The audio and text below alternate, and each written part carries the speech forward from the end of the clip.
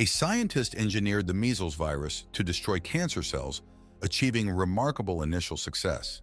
However, the virus mutated unpredictably, turning highly contagious and causing severe side effects, far worse than cancer. This mutation led to 9% of the infected turning into darkseekers. These mutants are extremely sensitive to sunlight, highly aggressive, predatory, and possess animalistic qualities with reduced intelligence. 3 years after the initial outbreak, New York City has become a complete wasteland.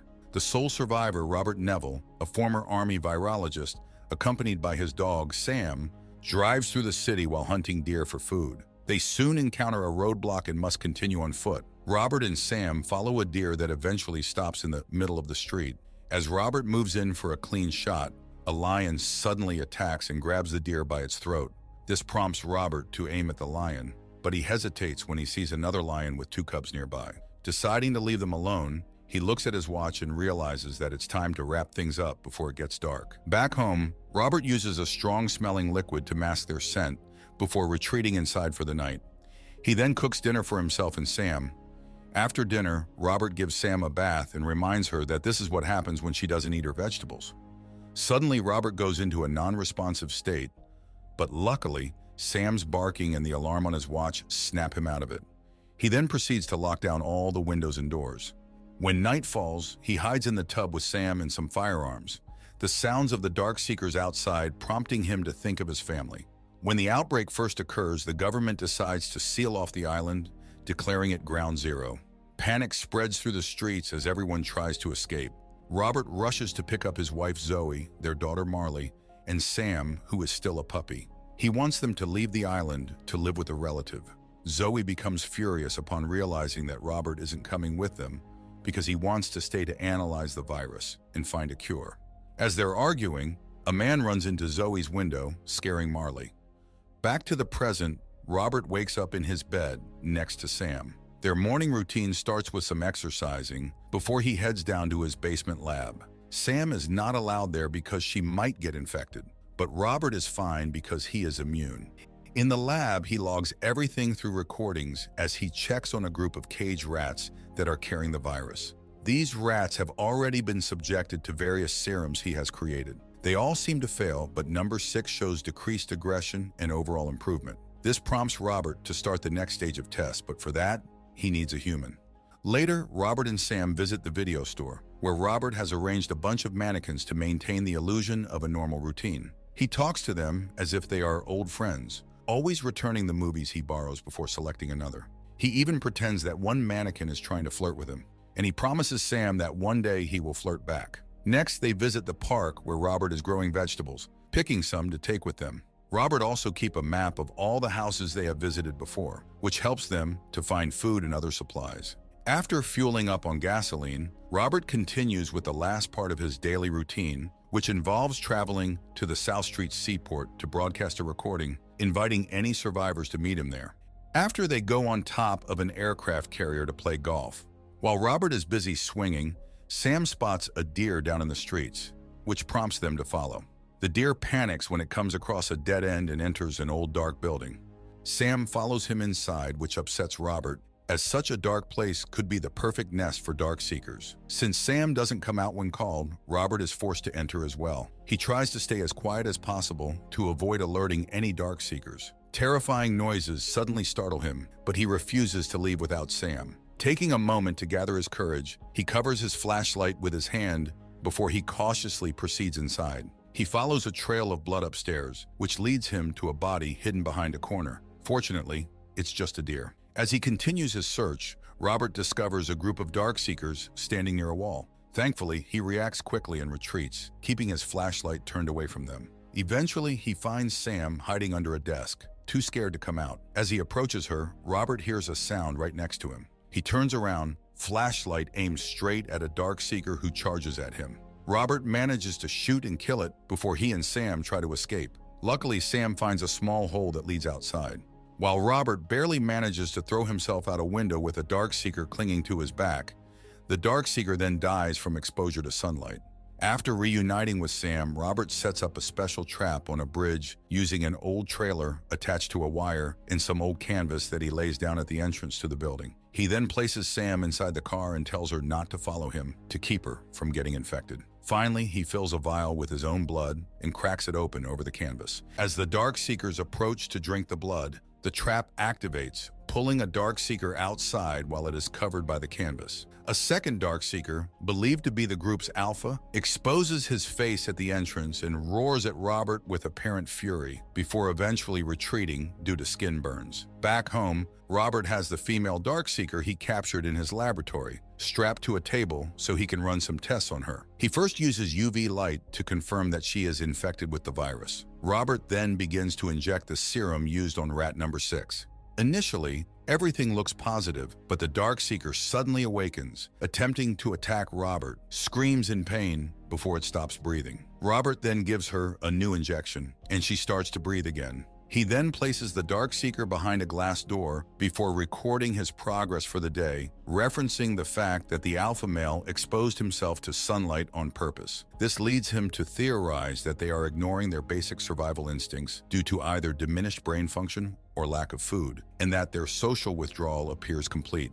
Back to the outbreak, people are behaving like lunatics in the streets. Ships are leaving the island, but only evacuees are allowed to board. Robert and his family arrive at the port where they're scanned. Robert and Marley go first and pass. However, Zoe doesn't pass, prompting Robert to pull rank and order another scan. Fortunately, Zoe passes this time. They rush to a helicopter where Zoe and Marley board together.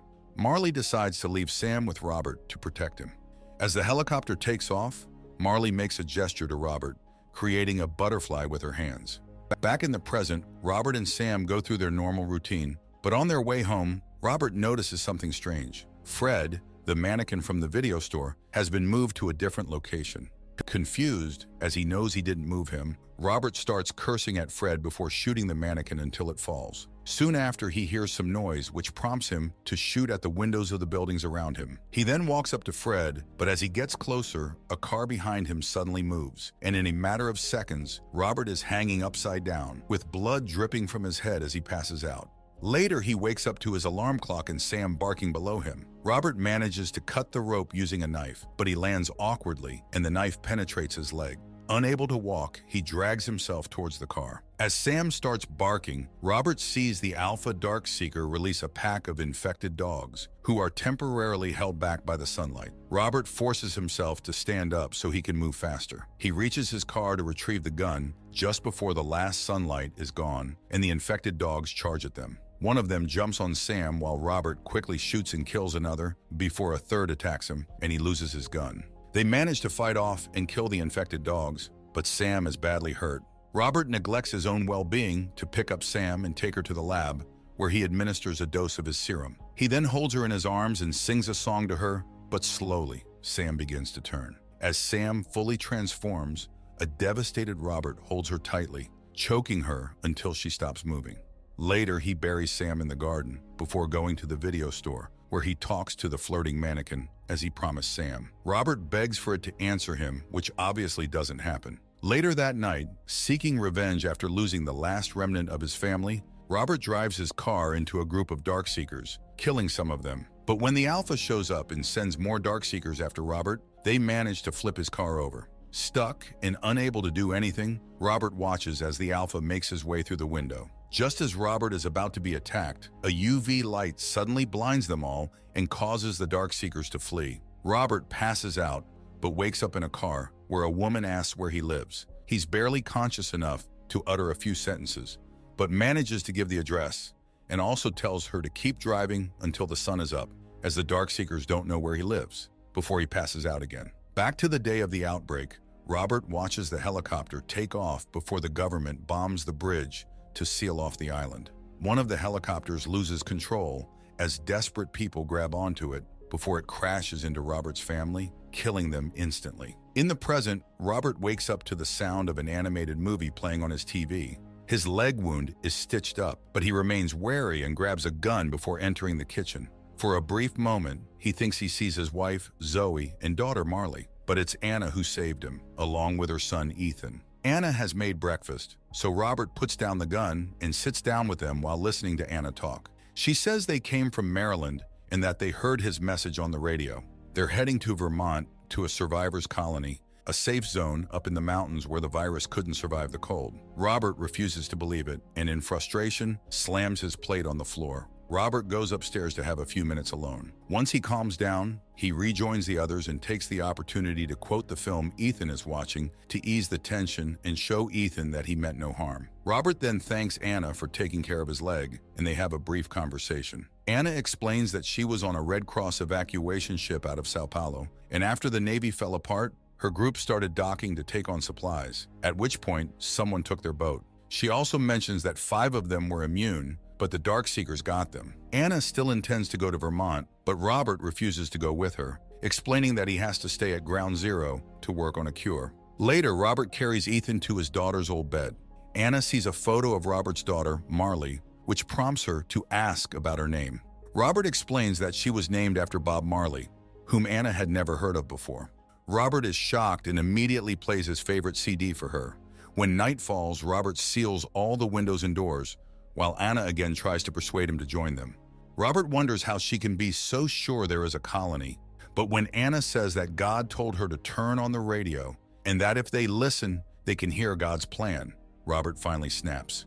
He yells at her that out of 6 billion people, the virus killed 5.4 billion. Less than 1% of the survivors gained immunity, and the rest turned into Darkseekers, before stating that there is no God. Their conversation is suddenly interrupted by some noise outside. This prompts Robert to ask if it was still dark when she brought them home last night, to which Anna replies that he was bleeding. Robert opens a hatch to look outside and sees an army of Darkseekers charging towards his house. Anna runs upstairs to Ethan while Robert turns on the outside lights. However, the Darkseekers jump on the lights and destroy them. Robert then activates some explosives around the house, taking out most of them. He goes upstairs to look for Anna, but is suddenly ambushed by the Alpha. Robert gets thrown around before he uses a screwdriver found on the floor to attack him, but the Alpha barely feels any pain and throws Robert downstairs. He uses the opportunity to grab a rifle he had hidden in a basket next to the stairs. The Alpha dodges the shots before hiding in another room. Robert shoots a gas canister, causing it to explode, exposing the Alpha, who runs upstairs again, and Robert chases him with open fire until he sees the Alpha jump out the window.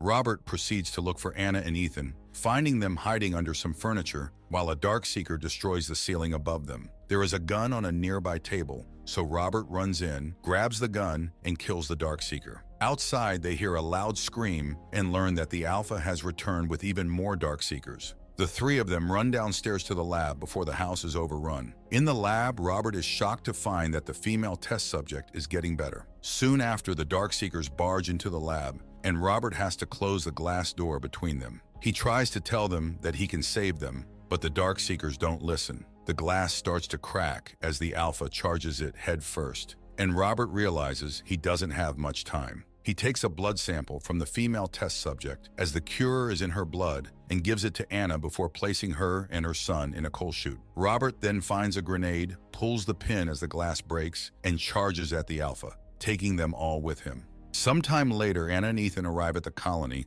where Anna hands over the blood sample.